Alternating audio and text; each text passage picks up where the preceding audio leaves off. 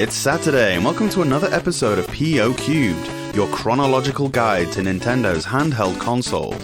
My name's DD Ash, and this week we're playing Afterburst, Rolan's Curse, Mr. Chin's Gourmet Paradise, Balloon Kid, and Godzilla.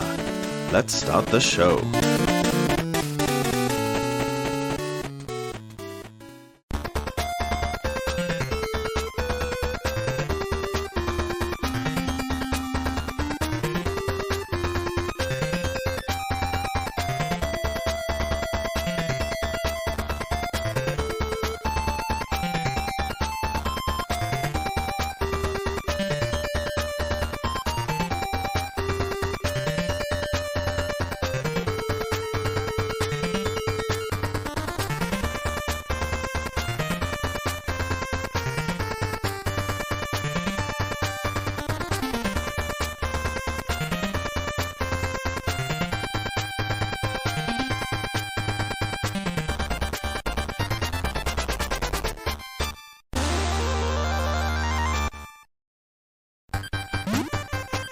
Afterburst, DMG-ABA, developed by Dual and published by NCS. Sometimes you don't need an elaborate story to make a great game. Afterburst may have some sort of plot, who knows? From what I can gather, it's a story of a robot who's trying to destroy some sort of lab or space station. You control said robot around 30 small levels, often, but not always, single screen, and your aim is to destroy this orb or core that is hidden somewhere. Trying to stop you from doing so are a multitude of defences such as airships and other walkers. Your little mech probably isn't the greatest tool for the job, as it explodes with one hit and can't support any impact from above, as even the smallest of falling blocks also destroys you. You're armed with a cannon with infinite bullets and a wide range of control. Physics and gravity play a large part in your aiming. You can shoot at any angle between horizontal and vertically upwards, with a very fluid directional spread. You're not restricted to 30 or 45 degrees, for example. Also, it's necessary to gauge the charge of your shot as well, because your bullets arc towards the ground, so it's possible to hit ground targets at various ranges. Fully charge your shot and it actually defies gravity, shooting off in the direction indefinitely. So there's a full array of shots that you can take, and the puzzles are designed in such a way that you'll need all of them at some point. Getting used to the weapon in Afterburst reminds me of getting used to the bazooka in Worms. It's a very similar mechanic, apart from the wind factor. It's a devious little game, that's for sure. Often you'll shoot out a block only for the ones above it to come crashing down on you. It's necessary to do things in a specific order too, although there is usually more than one way to beat levels. You get a password every 5 stages and a boss every 10. The bosses are inventive, often with a trick to beating them based on the makeup of the stage. There are only 30 levels in total, but what the game lacks in length, it makes up for in challenge. The time limit is very stingy sometimes, you can't hang around. The gameplay itself, while not completely unique, is a lot of fun, and the difficulty level is about right. What really left an impression on me though, is the presentation of this game. The music is outstanding right from the start. While not a huge soundtrack, it's beautifully composed, using the full scope of possible tones from the sound chip, and a level theme that jams itself in your head. I must give credentials to Atsuhiro Motoyama for doing such a wonderful job putting this one together. The graphics are almost as good as the sound. Everything is quite small, but very well detailed. Everything looks polished and crisp, artistically shaded sprites and subtle backgrounds, and the cover art is gorgeous. There's an extra game mode, you versus either the computer or a second player via link cable, which I imagine is a lot of fun. Here you have an arena with a terrain of blocks, and the aim is to destroy the opponent before they get to you. Afterburst is a very clever game which absolutely nails the magic formula of easy to pick up, hard to master. The ending is kind of lame. It's one of those congratulations deals, and I'm really just surmising about any kind of story. But there's no text in the game anyway, so don't worry about missing anything. There are a handful of Japan-exclusive games that I absolutely implore you to check out. This is one that would have done really well had it crossed continents. It sold well in Japan, so shouldn't be too expensive if you'd like to get one sent over. I would recommend it.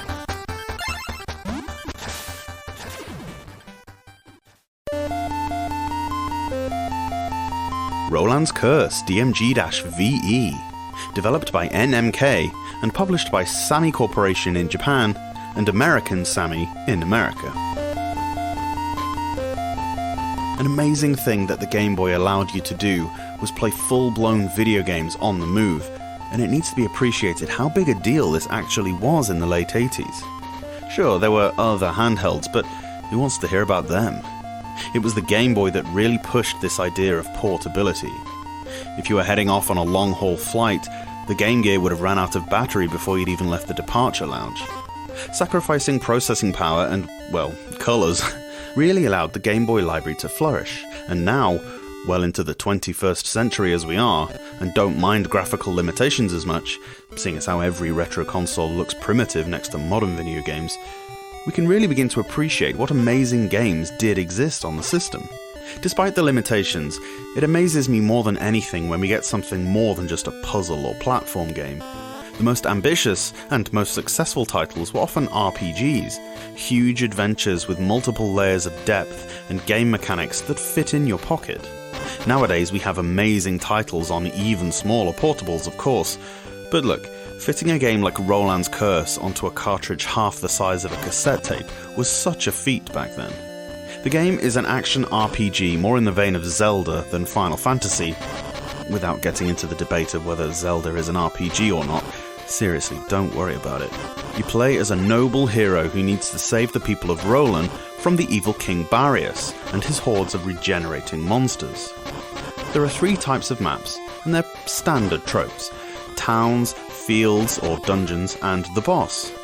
When in towns, just wander around and talk to people, or don't, they don't say much, and basically walk to the other side. The majority of the game takes place in these semi-linear routes between towns. You transition between screens that usually have respawning enemies, who drop power-ups and weapons. A glaring omission is the lack of any AI at all, including the bosses.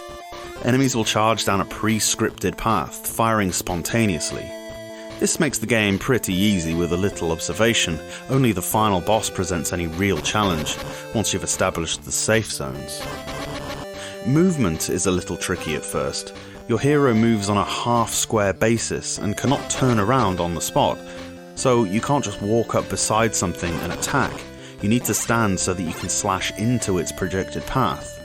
There are only 2 weapons, a sword that attacks close to you and a fire wand, which fires 3 spaces ahead. They do the same damage, so there's never really any reason to use the sword. The thing is, you can only carry 1 weapon, and picking up the other one means you lose the first until you can find one again. Due to the restricted movement, being able to attack from a distance is very important here, so avoid those swords at all cost. Leveling up is strange, but I kind of get what they were trying to do. You have an attack power and a life power, which you can boost up to 16 and 32 respectively. Killing certain enemies drops strength gloves and armor pickups, amongst other things, which will raise your values. Seeing as how enemies constantly respawn, it's pretty straightforward to max out your abilities straight away. The thing is, these stats reduce somewhat when you complete a stage, meaning it's really up to you how long you want to grind for. Honestly, the game isn't that hard, so you shouldn't need to go all the way. Rolan's Curse isn't what you'd call a long game. It's a couple of hours for first-time players, sure, but there are only 4 chapters. There are nice cutscene narratives between each part detailing the story to you. Upon death, you regress into a sperm. It's supposed to be a ghost, I suppose, which flies away, but don't worry, there are password saves between each chapter and unlimited continues.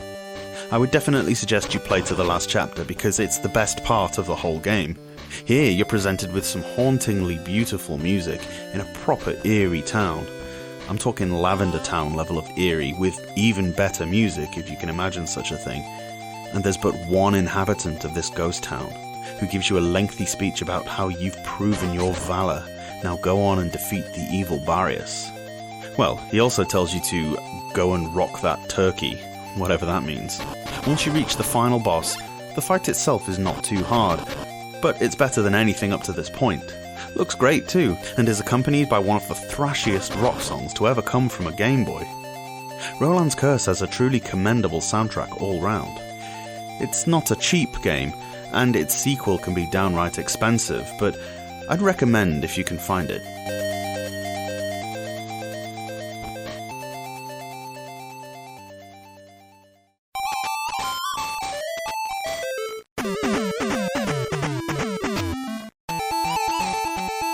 Mr. Chin's Gourmet Paradise DMG-GP, developed and published by Romstar. Take a moment to embrace the truly mad here. Mr. Chin is in hot pursuit of his favourite treat. He's come all the way from China to eat as many luscious gourmet peaches as he can, before anyone else discovers how to eat this unique treat. As Mr. Chin, you must pursue the mysterious momos and zap them into peaches with your demo beam. So hurry up and run, jump, zap, and eat as many peaches as you can before they make dinner out of you. Gourmet Paradise is an action platform game where the aim is to trap these monsters horizontally between two pairs of landmines. The distance between the two doesn't matter so long as it's uninterrupted. Any two on a horizontal plane will fire a laser between them, turning any enemy caught in the crossfire into an edible arse with legs. It's supposed to be a peach, which Mr. Chin can then devour. These enemies will then respawn, allowing you to kill them again until you've reached the level quota. This can be a problem. There's no delay in respawning enemies, rather they immediately drop from the top of the screen, meaning if you're on the top floor trying to collect a whole row of converted enemies, you can easily perish unexpectedly by one dropping on your head. Some cooldown would have benefited this game a lot. These types of death feel really cheap. I guess you just need to be astute in expecting it, but to this point, I'm just not. The movement is very fast, to the point where Mr. Chin is actually quite hard to control.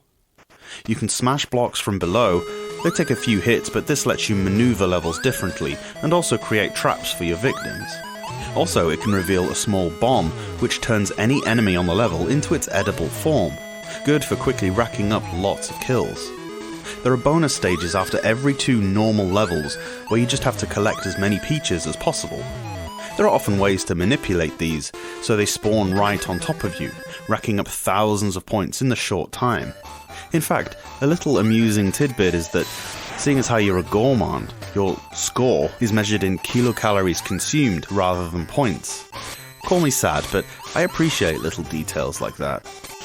There are lots of different music tracks. They vary each level, giving a lovely variation that you don't often hear. I'm reminded with a shudder of a game like Boxall, where it's the same track all the way through the game. And the accompanying sound effects suit the game well. The whole audio is delightfully put together. The graphics are excellently done. The enemies are varied and the backgrounds clear and well drawn. Everything is a good size, although there's a lot of blank screen in places, which lets the look down a bit. It's a tough nut to crack if you're hoping to beat this game. The lack of a password save means the levels are going to be a really difficult ask to claw your way through. The game loops after a while anyway, there's no ending as such. Good luck, that's all I can say. Overall, a clever idea that's put together very well, but with a tough difficulty curve and cheap deaths all over the place. This'll take some getting used to, but it's pretty good.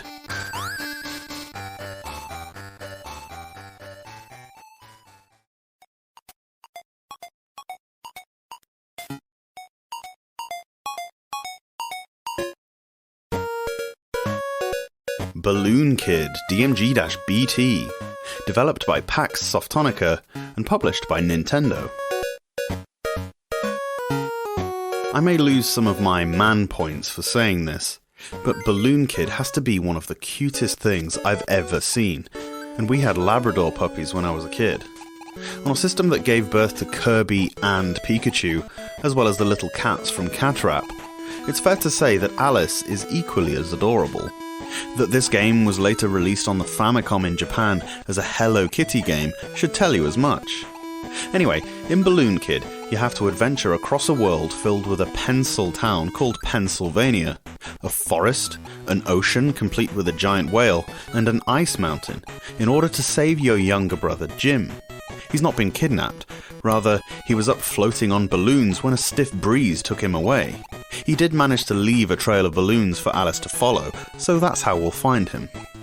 You're attached to these balloons, and you need to float along avoiding all sorts of obstacles such as birds, spikes, flames and the like. Gravity works on you to bring you to the ground, but pressing A flaps your arms and increases height. It's quite a fluid movement mechanic, which, while floaty, literally, does work for the gimmick. The movement is different, but totally fair, and you should pick it up with a little skill, and in fact, I grew to like it. The levels auto-scroll, and you need to collect balloons along the way.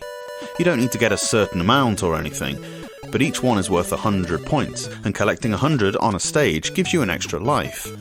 Pressing B detaches you from the balloons, allowing you to walk along the ground.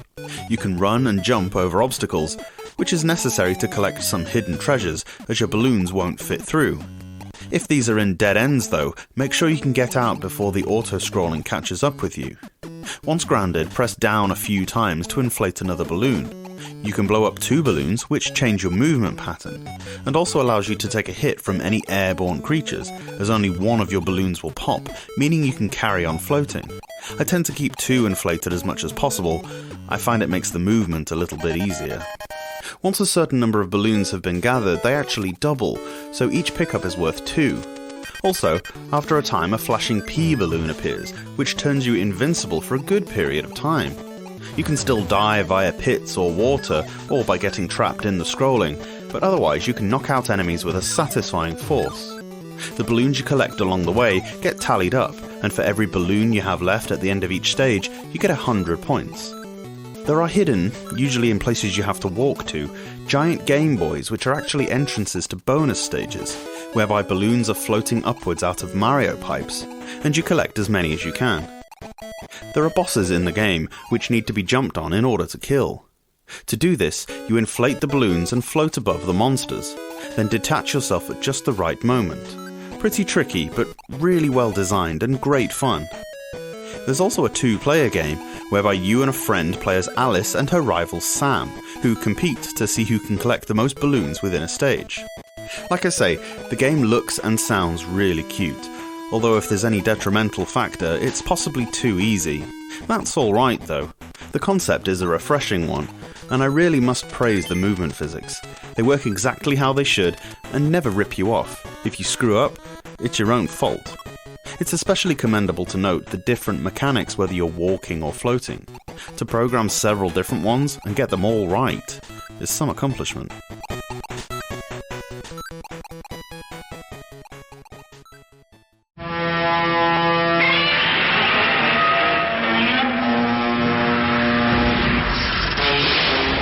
Now, 新たな戦いが始まる。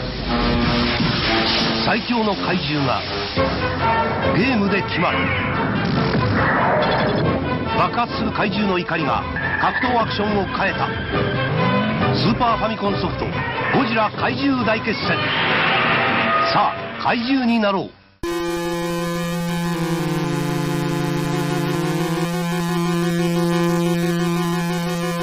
Godzilla DMG-GZ, developed by Compile and published by Toho in Japan and North America, and Nintendo in Europe. No Nintendo library would be complete without an entry from our favourite Tokyo-hating reptile. Godzilla is a strange example of a game that was released in North America slightly before Japan.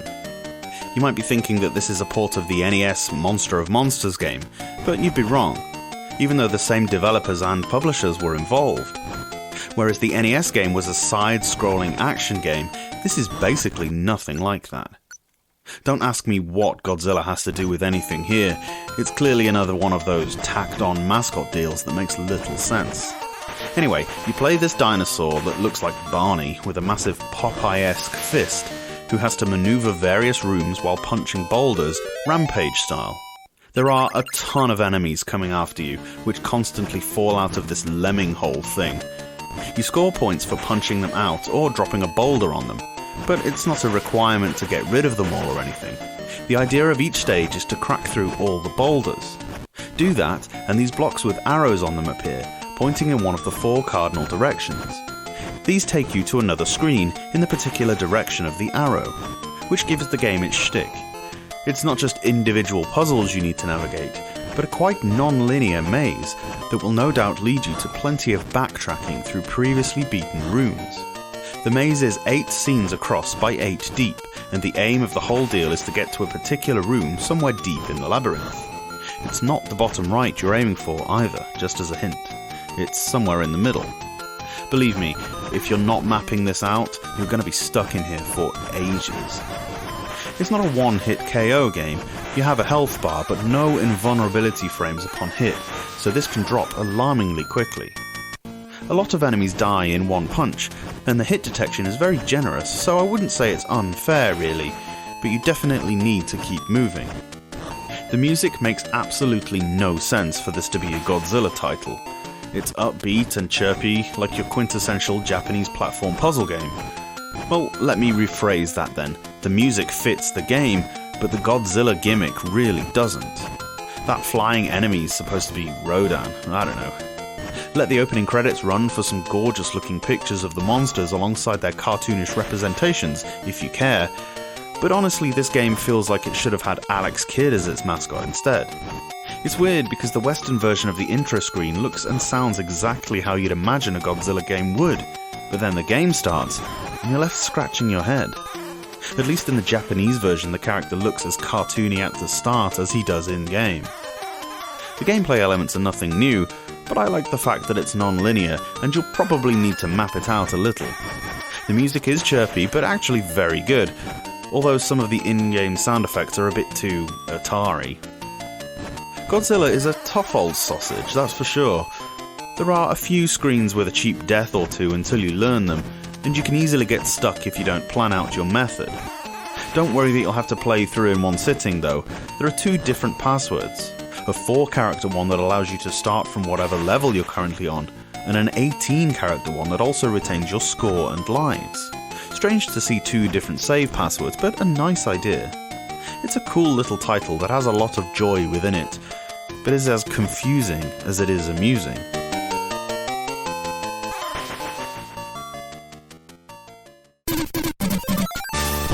Thanks for listening to the Portable Power Podcast. If you want to support the show, the best way to do so is on Patreon at patreon.com/portablepowerpodcast. Or subscribe on the YouTube. We have daily uploads Monday to Friday, where you can watch me suck at the games as I talk about them. You can tweet me at POCubed or on any of the other socials you might expect. Thanks again and have a great weekend.